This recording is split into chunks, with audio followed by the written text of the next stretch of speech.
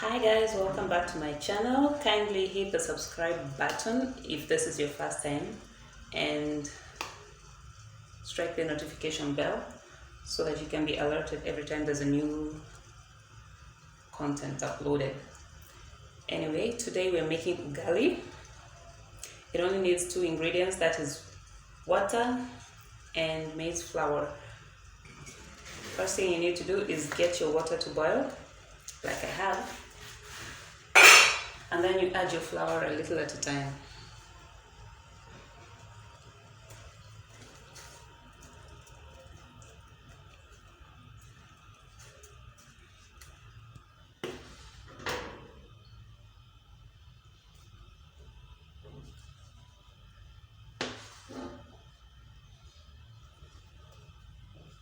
Usually I do this and then I cover it so it can boil again.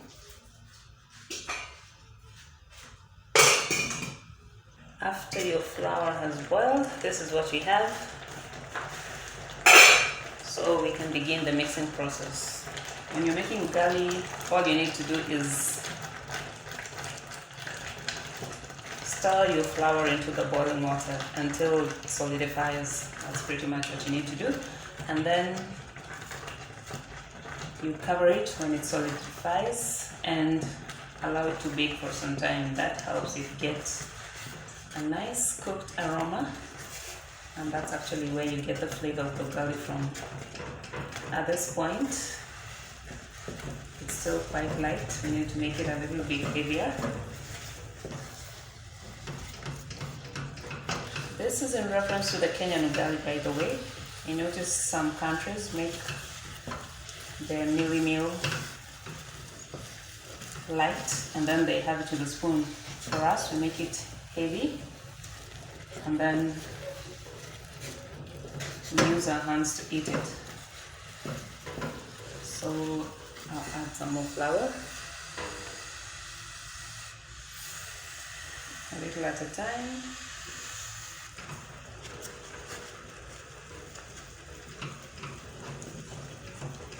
Mix, mix, mix. That's pretty much all you do when you're making ugali. Be sure to get all the corners, crush all the lumps you come across. So what you need is a good grip on your cooking pot and a cooking stick that you can comfortably hold from whichever angle. Sometimes you'll need to hold it like I'm doing right now, and sometimes you'll need to hold it like this, for example, when you're turning it all over. So you should get a size that is not too big for your hands, and definitely not too small to get the job done.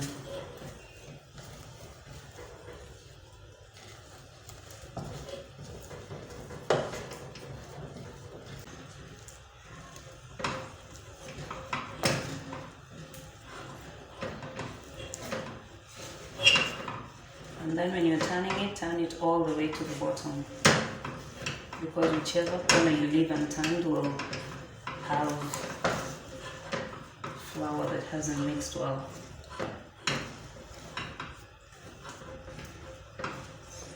Ugali goes very well with spinach, with beef stew, with kale. Some people prefer to have it with scrambled eggs that are cooked with tomatoes in them. It goes with fish, it goes with pork. It's pretty much an all-around starch for your meal. The select few have it with their tea. So at this point,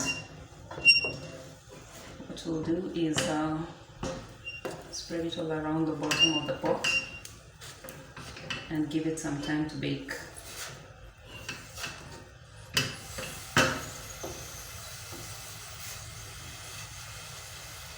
Make sure you cover it and then give it a few minutes to bake on low heat. After about 5 to 10 minutes, we'll check on our ugali and we'll turn it just to make sure it bakes on all sides. Turn it again just like we did before. You notice there's a nice golden brown at the bottom of the pot. That is an indication that it is cooking well. You can actually smell it.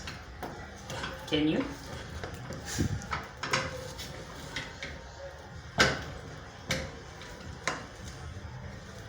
Spread it around the bottom again.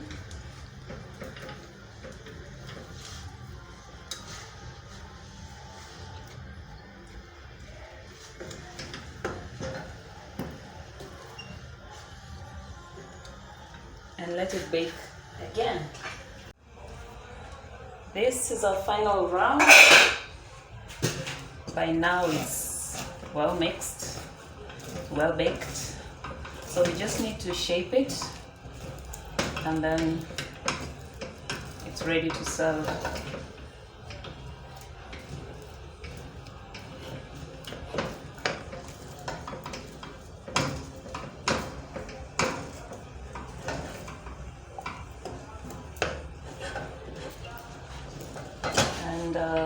Different people have different techniques for shaping theirs, so I'm going to share with you mine. You can write yours in the comment down below and tell us how you shape yours. So after mixing it thoroughly one last time, this is what I do.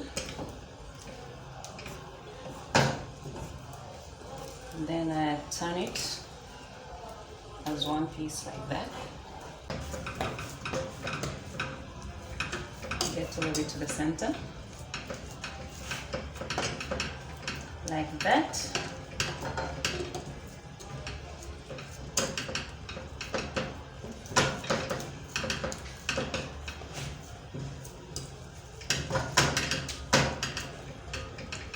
At this point, I grab my plate, turn out the heat, and then I flip it onto the plate. So at this point what I do is I just bring the edges to the center.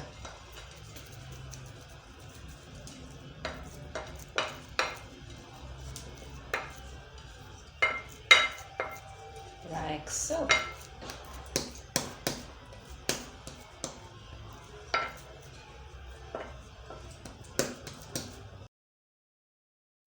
These are the different ways you can serve your ugali. Thank you so much for watching. Tell a friend to tell a friend about our channel.